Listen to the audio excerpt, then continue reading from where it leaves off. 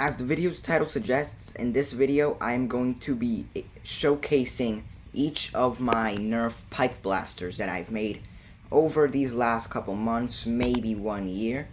These are not all the only 3 that will be showcased. I will showcase more, however, I either don't have those or they're made by combining or splitting some of these 3. With that said, let's get into our first showcase. Our first pipe blaster being showcased in today's video is this pistol handgun. Again, I didn't buy these. These are made from pipes I found very cheaply. So it has this mouthpiece. It's not 3D printed or anything. It came with pipes for some reason. So yeah, you use this to blow. It's not like this so that you don't accidentally suck in the dart. You just put the pipe piece on there, and then you can shoot. It's not mag fed. This is simply like a grip. It's hollow. It just has a cork in there. And so you just blow through it to fire the dart.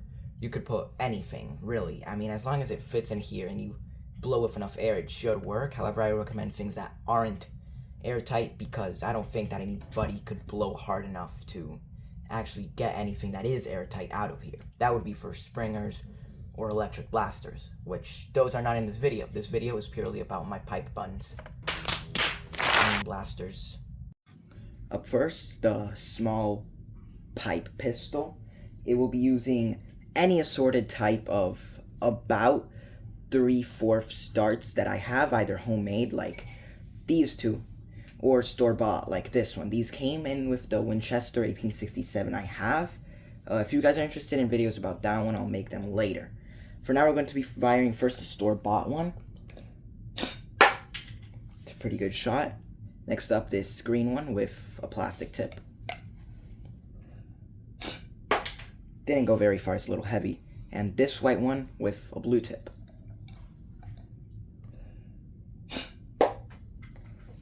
Now we're going to shotgun them with one of these and one of these.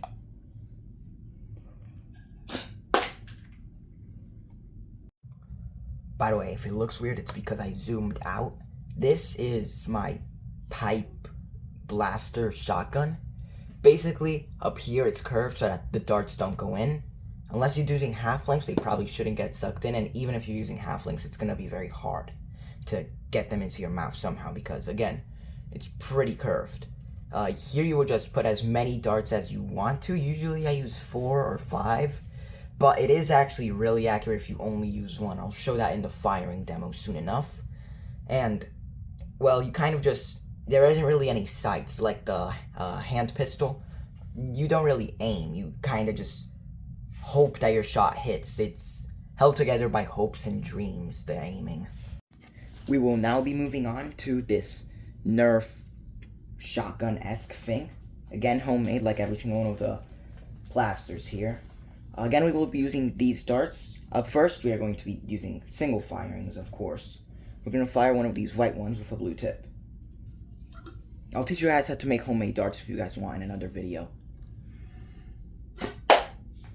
Again, as I said, it's pretty accurate. Even though it's supposed to be a shotgun, it hits very hard and very accurately. Again, another headshot. Of course, in a Nerf game, do not aim for headshots. This is simply for a video demonstration of accuracy. Aim for the body, of course. It's bigger.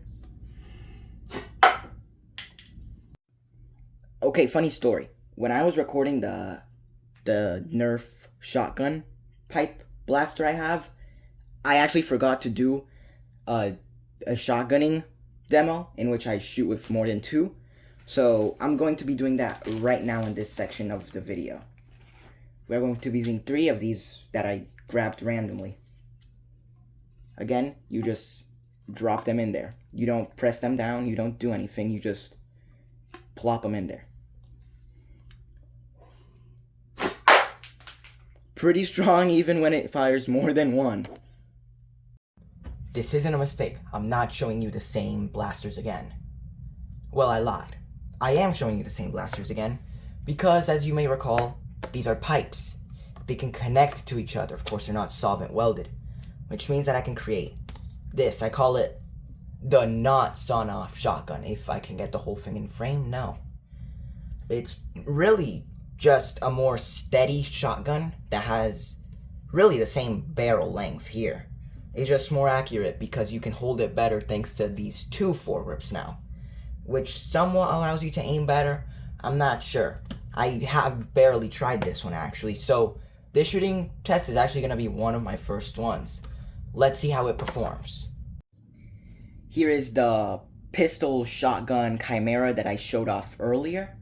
I am going to be firing it with this one first. Again, I have the same ones as my other demos, so let's get into the firing demo.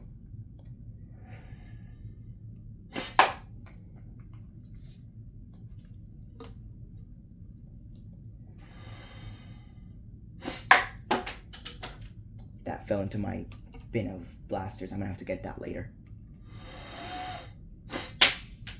I missed. I overpowered the shot.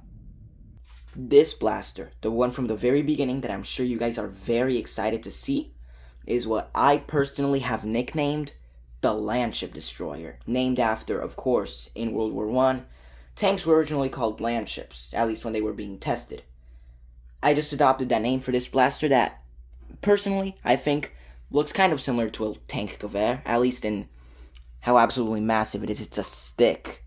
I can't even get the whole thing. I can't even get it across the camera. It's that big. It was supposed to be extremely accurate. I even added a scope.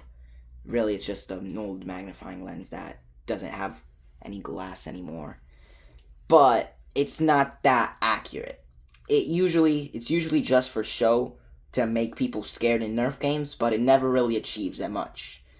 It is accurate, but not accurate enough for its absolutely humongous size that makes it horrible on the battlefield. Let's still do a shooting because, well, shooting Nerf blasters is fun. Here we have our Landship Destroyer, which, like 2 minutes after making the video, I decided it looks a lot like a musket. It reloads a lot like a musket. I'll call it the Landship musket now. But anyways, our first demo will be firing using the scope, the other will be firing using the barrel, and that third one will just be firing however I feel is better. I'm going to be holding it like this because it's way too long. I'm aiming for the head, by the way, when I say I use the scope. Now I'm reloading. We got it in. Okay. Now let's aim using the barrel. For the size, it is a bit underpowered, and it is a lot better aiming with the barrel. But the scope looks hella cool, so I'm going to keep it. It's pretty accurate, but not enough to warrant its size. Better to use a shotgun or maybe the shortened version of this. Let's see how that performs. Okay, funny story. Well, making the video section for the Landship Destroyer, I decided to break it in half just to see if it would perform better. And I accidentally ended up making this little thingy. I haven't tested it yet. I record everything in my videos usually, mostly in order.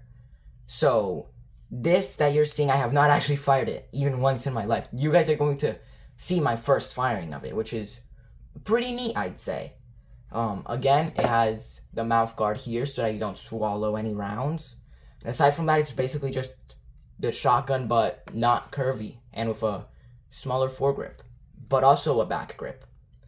Let's see how it performs. This is a firing demo of the shortened Landship musket. We are going to be firing first a green, then a white, and then another green. These are simply the ones I happen to have in my hand at the moment. There's no specific reason for them. Okay, it's pretty good. I'd say that the original shotgun is better, but let's see how it performs.